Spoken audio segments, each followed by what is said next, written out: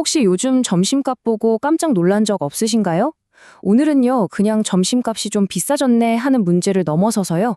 지금 미국 소비자들이 느끼고 있는 이 거대한 압박감의 실체, 그리고 그 근본적인 원인이 대체 뭔지 한번 깊숙이 파헤쳐 보려고 합니다. 여러분의 지갑이 얇아진 게 절대 착각이 아닙니다. 저렴한 한 끼의 대명사였던 빅맥 가격이요. 2019년 이후에 무려 40%나 폭등했습니다. 네, 40%요. 정말 믿기 힘든 숫자죠? 근데 이게 단순히 햄버거 가격이 올랐다, 여기서 끝나는 문제가 아니에요.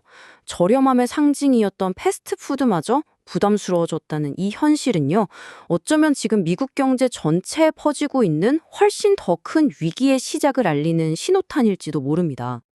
자, 그럼 이 복잡한 현상의 실체를 제대로 파악하기 위해서 저희가 5가지 핵심 단서를 따라서 이야기를 하나씩 풀어볼게요. 맥도날드의 역설에서부터 시작해서요, 수면 위로 드러난 경제 경고 신호까지 함께 살펴보시죠. 첫 번째 단서는요, 우리한테 정말 친숙한 바로 그곳, 맥도날드입니다. 그런데 지금 맥도날드에서 아주 기이하고 뭐랄까 좀 역설적인 상황이 벌어지고 있다고 해요. 과연 뭘까요? 이 그래프가 보여주는 사실이 정말 충격적입니다. 맥도널드의 전체 매출은 5%나 성장했는데 정작 그들의 가장 중요한 고객, 즉 저소득층의 발길은 뚝 끊겼다는 거예요. 이게 뭘 의미하겠어요? 가격을 올리니까 일부 부유층의 소비는 늘었지만 평범한 서민들은 이제 맥도날드마저 사치라고 느끼게 됐다는 거죠. 이것이야말로 소비 양극화의 아주 명백한 증거라고 할 수 있습니다. 그런데 맥도날드에서 벌어지는 이 일은요, 사실 빙산의 일각에 불과합니다. 지금 미국에서는요, 완전히 다른 두 세계의 소비자가 공존하고 있어요.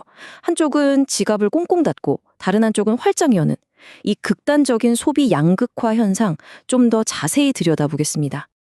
이 극명한 대비가 보이시나요? 자, 왼쪽을 한번 보세요. 저소득층은 빚에 허덕이고 버는 돈의 3분의 1 이상을 월세로 내면서 맥도날드 가는 것마저 포기하고 있습니다. 그런데 오른쪽은 어때요? 프리미엄 항공권과 고급 호텔 매출이 각각 5%, 3%씩 늘면서 호황을 누리고 있죠. 이것이 바로 지금 미국 소비시장이 가진 두 개의 얼굴입니다. 아니, 도대체 무엇이 이토록 서민들의 삶을 옥죄고 있는 걸까요?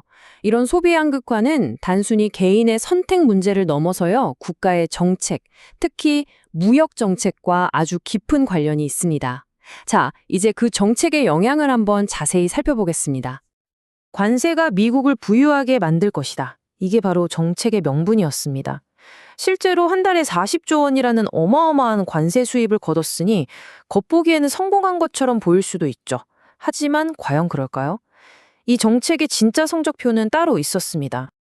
예일대학교의 분석을 보니까요, 결과는 완전히 정반대입니다. 한마디로 관세 폭탄이 결국 부메랑이 돼서 돌아온다는 거죠. 여기 보세요. 평균 실효 관세율이 무려 18.3%까지 치솟았는데 이게 91년 만에 최고치라고 합니다. 그럼 그 결과는요? 네, 바로 우리 지갑에서 나가는 돈은 더 많아지고, 즉 물가는 1.8% 오르고 나라 경제는 오히려 뒷걸음질, GDP는 0.5%포인트 하락하게 된다는 아주 비관적인 전망이 나온 겁니다. 그렇다면 말이죠. 이 정책의 대가는 결국 누가 치르게 되는 걸까요? 이제 우리 일상과 바로 연결되는 진짜 가격표를 보면서 이 경제 정책이 평범한 사람들의 지갑을 어떻게 털어가는지 구체적으로 한번 확인해 보겠습니다. 관세의 직격단을 맞는 건 바로 우리가 매일 입고 신는 것들입니다. 먼저 신발, 가격이 무려 40%나 폭등할 것으로 보입니다. 옷이라고 예외는 아니겠죠. 의료 가격 역시 38%나 급등할 것으로 예상되는데요. 이 말은 이제 새 옷 한 벌, 신발 한 켤레 사는 것마저 정말 큰 부담이 되는 시대가 올 수도 있다는 뜻입니다. 단순히 물건값만 오르는 게 끝이 아닙니다. 이 정책이 불러오는 나비 효과는 훨씬 더 파괴적이에요. 나라 전체로는 매년 170조 원이 그냥 허공으로 사라지는 셈이고요. 우리 주변의 누군가는 일자리를 잃게 될 수도 있습니다. 사라지는 일자리가 무려 50만 개에 육박할 것으로 추정된다고 하니까요. 결국 이 모든 숫자들이 가리키는 진실은 딱 하나입니다. 관세 정책의 그 화려한 명문 뒤에 숨겨진 진짜 희생자는 바로 하루하루를 성실하게 살아가는 평범한 미국 소비자들이라는 겁니다. 자, 지금까지 살펴본 이 모든 조각들이 하나씩 맞춰지면서 미국 경제의 미래를 위협하는 몇 가지 치명적인 경고 신호들이 수평선 위로 떠오르고 있습니다. 그중에서 가장 우려스러운 시나리오가 바로 이 스태그플레이션이라는 망령입니다. 소득은 늘지 않는데 물가만 끝도 없이 치솟는 최악의 경제 상황, 바로 1970년대에 세계 경제를 공포에 떨게 했던 바로 그 현상이 다시 나타날 수 있다는 경고음이 울리고 있는 거죠.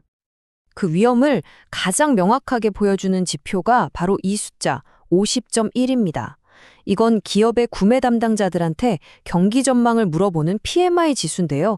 50을 기준으로 그 이상이면 경기 확장, 그 이하면 위축을 의미합니다. 50.1이라는 숫자는요, 미국 경제가 지금 말 그대로 낭떠러지 바로 앞에 아슬아슬한 칼날 위에 서 있다는 걸 의미합니다. 우리는 비싸진 햄버거 이야기로 시작했습니다. 하지만 이제 우리는 이것이 단순히 햄버거만의 문제가 아니라는 걸 알게 됐습니다. 거대한 경제정책의 톱니바퀴가 돌아갈 때 그 무게를 온몸으로 감당하고 진짜 대가를 치르는 사람은 과연 누구일까요? 오늘 이 질문이 여러분의 머릿속에 오랫동안 남기를 바랍니다.